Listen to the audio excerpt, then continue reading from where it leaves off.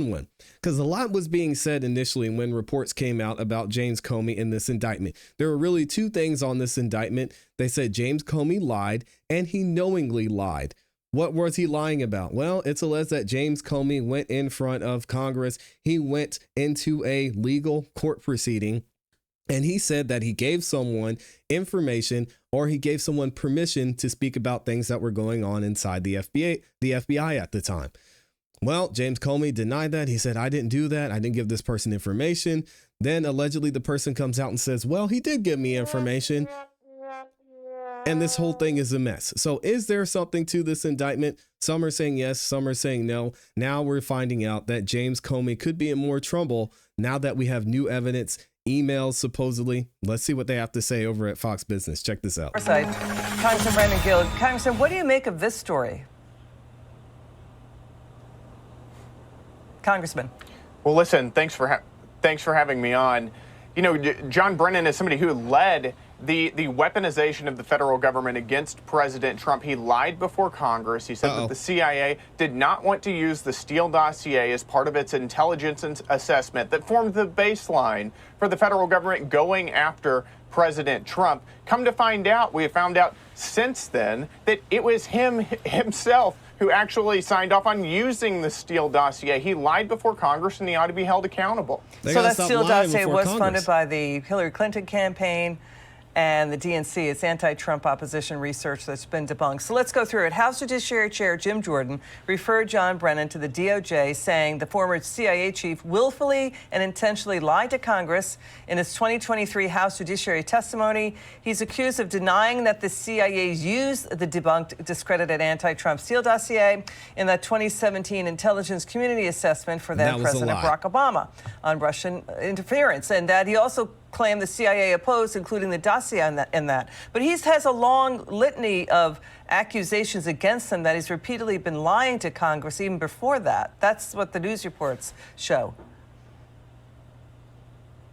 Well, that's exactly, both he and as head of the CIA and over at the FBI have been lying repeatedly about what was going on under the Obama administration and under the Biden administration, by the way.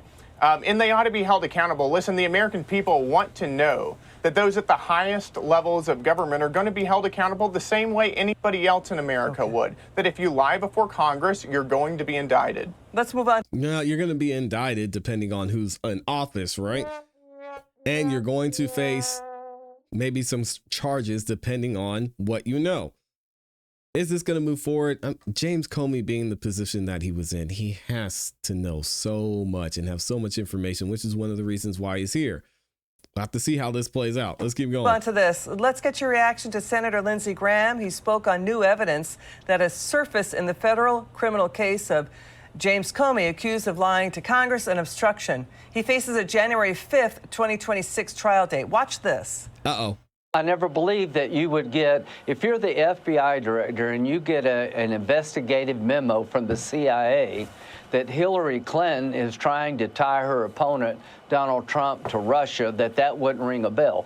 Now, what do we know now? We now found in a safe in a very remote area in the FBI, James Comey's notes 3 weeks later, dated September the 26th, 2016. In the note, he says, James Brennan, JB, HRC planned to tie Trump. In his own handwriting, we now know that he was briefed that Hillary Rodham Clinton planned to tie Trump 3 weeks after. Dang, that's not good. That's not good at all. Y'all give me 1 second. Hold on a second. In his own handwriting, we now know that he was briefed that Hillary Rodham Clinton planned to tie Trump 3 weeks after the briefing. So we got it in his own handwriting. So let's go through that. Let's show the handwritten notes dated September 2016 by James Comey, indicating he was aware of intelligence that Hillary Clinton planned to tie Donald Trump to Trump Russia. It reads, HRC or Hillary Clinton planned to tie Trump. This is about prosecutors substantiating the federal charge of lying to Congress and obstruction. It's about establishing a pattern of him lying about this in his recollections and his testimony to Congress.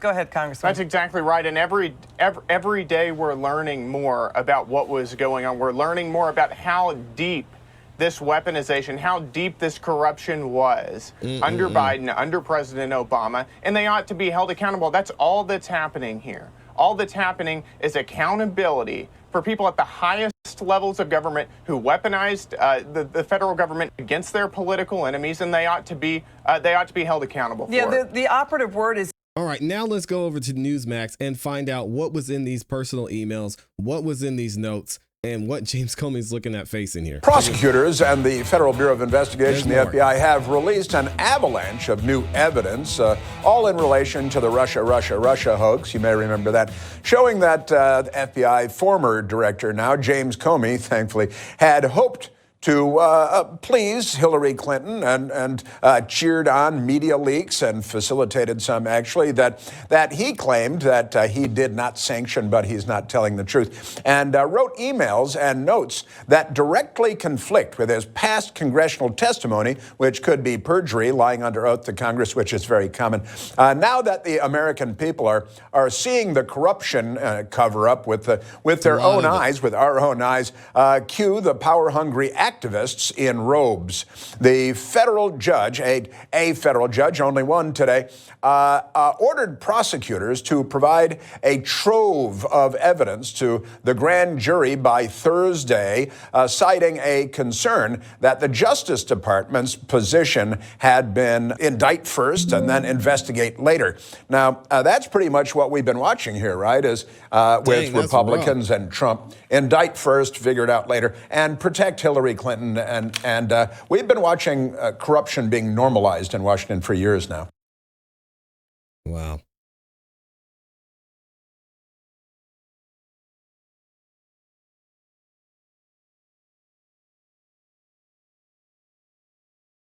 Uh-oh, y'all bear with me a second.